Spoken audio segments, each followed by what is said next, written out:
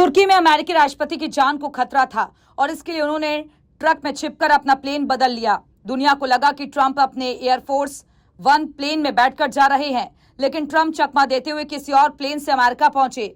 Media में इस खबर के सामने आने के बाद आखिरकार ट्रंप ने भी इसे स्वीकार कर लिया।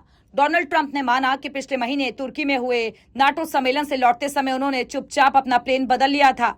ये फैसला सीक्रेट सर्विस और अमेरिकी सेना की सलाह पर लिया गया था, क्योंकि उन्हें लेकर एक खतरा था। ट्रंप ने ये बात वॉशिंगटन पोस्ट की इस घटना पर रिपोर्ट आने के कुछ ही समय बाद मान ली है। मीडिया से बातचीत करते हुए ट्रंप ने कहा कि उन्होंने सीक्रेट सर्विस और सेना की बात मानी और दूसरे प्लेन में बैठ गए। राष्ट्रपति ट्रंप का ये बयान वॉशिंगटन पोस्ट की रिपोर्ट के बाद आया है। बताया गया कि 8 जुलाई को तुर्की में नाटो सम्मेलन में शामिल होने के कुछ समय बाद ट्रंप ने ईरान की तरफ से हत्या की कोशिश के खतरे के बीच चुपचाप देश से बाहर निकलने के लिए एक सीक्रेट फ्लाइट ली थी। खास बात यह है कि ट्रंप को बचाने के लिए ऐसी कार्रवाई की गई, इसकी जानकारी बहुत कम लोगों को थी। इसे पत्रकारों और व्हाइट हाउस के कुछ कर्मचारियों से भी छिपाकर किया गया था। उन्हें तो लगा था कि वो उसी प्लेन में हैं जिसमें राष्ट्रपति ट्रंप भी सफर कर रहे हैं। जब मीडिया ने ट्रंप से पूछा कि क्या एयरफोर्स वन में उड़ान भरना खतरनाक था, तो उन्होंने कहा कि मुझे लगता है कि जिस प्लेन से मैंने उड़ान भरी वो असल में ज्यादा खतरे में था, क्योंकि मुझे लगता है कि हमलावरों के उस प्लेन को निशाना बनाने की ज्यादा संभावना थी।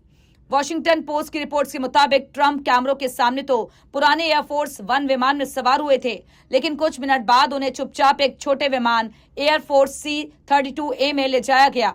दूसरे प्लेन में चुपचाप जाने के लिए एयरपोर्ट के एक कैटरिंग ट्रक का इस्तेमाल किया गया। ऐसे ट्रक आमतौर पर उड़ान से पहले प्लेन में खाना और दूसरी जरूरी चीजें पहुंचाने के लिए इस्तेमाल होते हैं। ट्रंप और उनके कई सहयोगी इसी कैटरिंग ट्रक में सवार हुए। ट्रक को हाइड्रोलिक सिस्टम की मदद से ऊपर उठाकर प्लेन के पास ले जाया गया।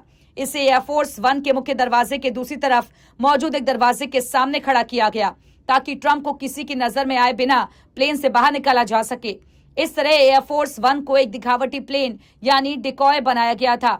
उसमें मीडिया के लोग और व्हाइट हाउस के कुछ कर्मचारी मौजूद थे, जबकि ट्रंप पहले ही दूसरे प्लेन में चले गए थे। दुनिया को लग रहा था कि ट्रंप भी उसी प्लेन पर थे, जबकि ऐसा नहीं था। अब सवाल उठ रहा है कि क्या मीडिया के लोगों और व्हाइट हाउस के कुछ कर्मचारियों की जान को खतरे में डाला गया? अगर ट्रंप की जान को खतरा था, तो इन लोगों की जान को भी खतरा था। अगर सचमुच इस प्लेन पर अटैक हो जाता तो क्या होता?